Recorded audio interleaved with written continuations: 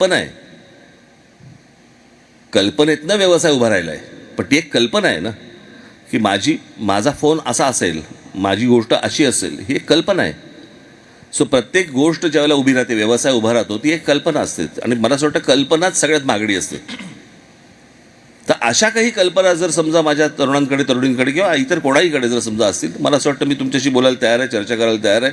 त्याच्यासाठी जी काही मदत म्हणून तुम्हाला महाराष्ट्रामध्ये लागेल, राज ठाकरेला तुम्ही गृहीत धरा. याहून पलीकडे मी काय सांगू.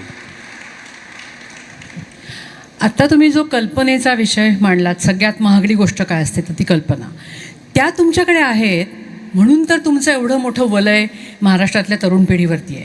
एक साधा काळाचा हिशोब जर का करून बघितला तर जेव्हा तुम्ही नवनिर्माण सेना लॉन्च केलीत, त्या शिवाजी पार्कवरच्या भाषणातला तो ट्रॅक्टरवरचा शेतकरी अजून महाराष्ट्र विसरलेला नाही आहे, इतकी वर्ष झाली तरी. आता ह्या गोष्टीला ही तारीख होती 9 मार्च 2006, त्याला आता 18 वर्ष उलटली. म्हणजे आपण असं गृहीत धरू की त्या तुमच्या सभेला जो 20 वर्षाचा मुलगा आला असेल, तो आज 40शीत पोचून त्याला 2 मुलं झाली असती. तरीसुद्धा आजही तुमच्या सभांना जी खचाखच गर्दी होते, त्याचं ॲव्हरेज एज खूप तरुण आहे. त्याच्यामध्ये 17, 18, 15, 20 वर्षाची प्रचंड मोठ्या संख्येने मुलं येतात. तुम्हाला काय वाटतं की तुमच्या इतका तरुणांना आकर्षून घेणारा मॅग्नेट, लोहचुंबक भारताच्या राजकीय परिप्रेक्ष्यामध्ये दुसरा कोणी असेल असं मला वाटत नाही. तुमच्याकडे अशी काय जादू आहे, काय शक्ती आहे, का एवढी तरुण मुलं तुमच्याकडे आशेने बघतायत? असं का बघतायत मला माहीत नाही, पण मला असं वाटतं मी अनेकदा ह्या गोष्टीमुळे मी माझं नुकसान पण करून घेतलेलं आहे. का बरं सांगतो ना. आणि ते म्हणजे खरं बोलणं. आपण म्हणतो की माणसाने, राजकारण्यांनी खरं बोललं पाहिजे, पण अनेकदा खरं बोलण्याचे परिणाम देखील मी तसे भोगलेले आहेत. पण म्हणून मी खरं बोलायचं बंद करीन किंवा करेन असं होणार नाही माझ्याकडनं. मला राजकारणाचा एकूणच सगळा काय म्हणू, पण त्याचं दिसणं, त्याचं असणं, सगळ्या गोष्टी मला बदलायच्या आहेत. एकदा मी नेहमी सांगत आलो की महाराष्ट्राने एकदा माझ्यावरती विश्वास ठेवावा, एकदा हे राज्य माझ्या हातामध्ये द्यावं. बरं, आत्ता जे वाट लावतात त्याहून अजून मी किती वाट लावू शकतो? एवढी तर कपॅसिटी नाही ना माझी.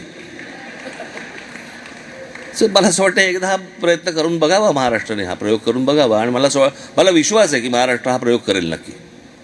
नक्कीच नक्कीच. आपण आवरूया का आता? बोर झाले असेल. नाही नाही, बोर कशाला, आपल्याला चालणार आहे ना अजून. बघा, आता तुम्हाला थोडासा अडचणीत टाकणारा प्रश्न. मगाशी तुम्ही म्हणला तसं माझं फक्त कौतुक करू नका. महाराष्ट्र नवनिर्माण सेनेने घेतलेले, अर्थात तुमच्या पक्षाने घेतलेले, तुम्ही अध्यक्ष म्हणून घेतलेले काही निर्णय पूर्णपणे चुकले हे जाहीरपणे कधी मान्य करता येईल का? किंवा चुकले आहेत असं वाटतं का? आणि तसं असेल तर आत्मपरीक्षण जेव्हा आपण म्हणतो, हे तुम्ही स्वतःकडे कसं बघता? नाही, आत्मपरीक्षण करतोच ना आपण. ज्यावेळेला निर्णय घेतो त्यावेळेला तो चुकलेला नसतो. नाही, आधी मुळात निर्णय कधीच चुकीचा नसतो, परिस्थितीने तो चुकीचा ठरला जातो. त्याच्या मागचं इंटेन्शन वाईट आहे का? तर इंटेन्शन वाईट नाही आहे, पण परिस्थिती अशी निर्माण झाली की त्यावेळेला तुम्हाला असं वाटलं की बाबा हा निर्णय चुकीचा आहे. त्याला काही नाही करू शकत तुम्ही. आमच्याकडे कसं आहे, काय शाहरुख खान, सलमान खानचा एखादा चित्रपट पडला ना समजा शुक्रवारी, तर तो रविवारी सुरू करू शकतो. आम्हाला 5 वर्ष थांबायला लागतं. आणि म्हणून माझी महाराष्ट्राला नेहमी माझी विनंती हीच राहिली आहे की अरे, दरवेळेला 5-5 वर्षांनी आमची वय वाढत जात आहेत. सो ज्या वेळेला जी गोष्ट हातामध्ये द्यायची, ज्या वेळेला ती ऊर्जा असते, ज्या वेळेला ती उर्मी असते, त्याच वेळेला ती गोष्ट हातामध्ये द्यावी. आपण साहेब, तुम्ही जर प्रत्येक वेळेला खरं बोलणार, जातपात मानणार नाही, सत्तेत असण्यासाठी म्हणजे सत्ता बदलण्यासाठी सत्तेत असणंही तितकंच समजा गरजेचं आहे. नाही, मी माणसं उभी करीन खोटं बोलायला, पण मला नाही जमणार. क्या बात. ते मला नाही जमणार ते. याच्यावरून मगाशी आनंद म्हणाला त्याप्रमाणे काय तुम्हाला एक गोष्ट सांगतो. व्यक्ती, राजकीय पक्ष हे सगळे, या सगळ्या गोष्टी असतात, येतात, जातात, सगळं. महाराष्ट्र कायम राहणार आहे. मला असं वाटतं महाराष्ट्राचा विचार नीट केला पाहिजे आपण. ती गोष्ट कायम आहे ना, तो भूभाग हा कायम राहणार आहे. माणसं येत राहतील, जात राहतील.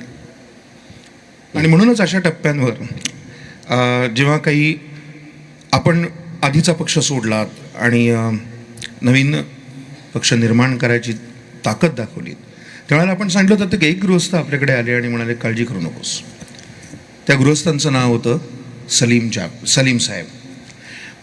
आताचा प्रश्न 3 माणसांविषयी आहे. एक म्हणजे त्यांना आपण एकत्र म्हणतो म्हणून सलीम जावेद साहेब, 2 बाबासाहेब पुरंदरे आणि 3 अर्थातच शिवाजी महाराज. या प्रत्येकाने, एक आपण पाहिले नाहीत, दुसरे आपल्या दोघांच्याही संदर्भात संपर्कात आलेले त्यातले आहेत. 3 व्यक्ती आहेत, एक महापुरुष आहे. एक महापुरुष आहे.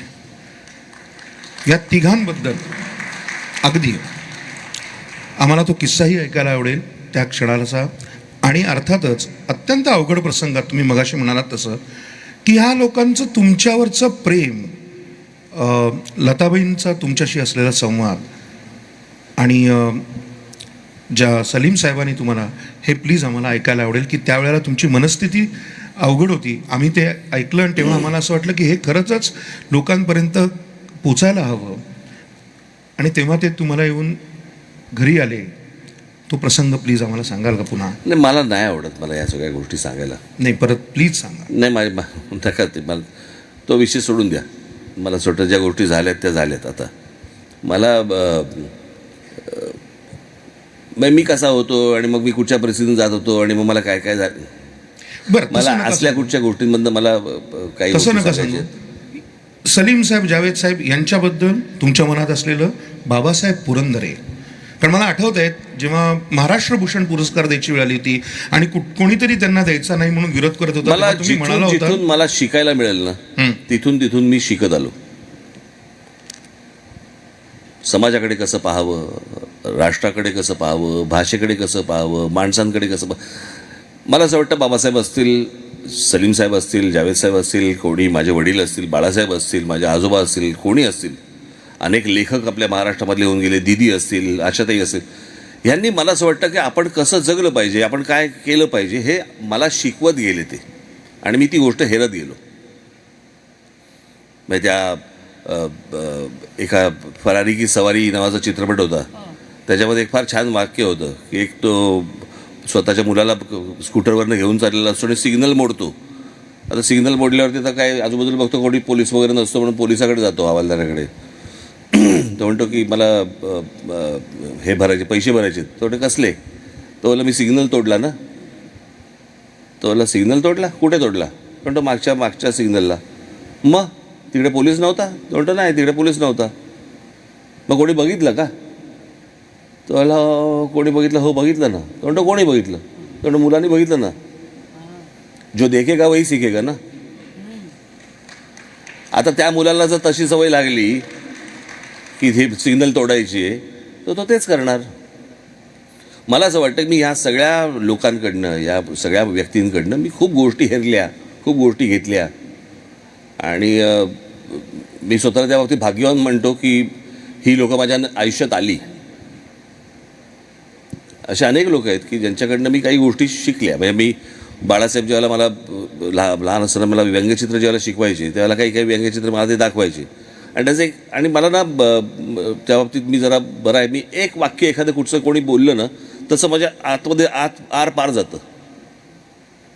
ते एक व्यंगचित्र कुठचं तरी मला समजवत होते आणि समजवत असताना त्यांनी मला सांगितलं की हा स्ट्रोक असा नको मारू, हा त्याचा स्ट्रोक आहे, तू नको मारायला जाऊ आत्ता.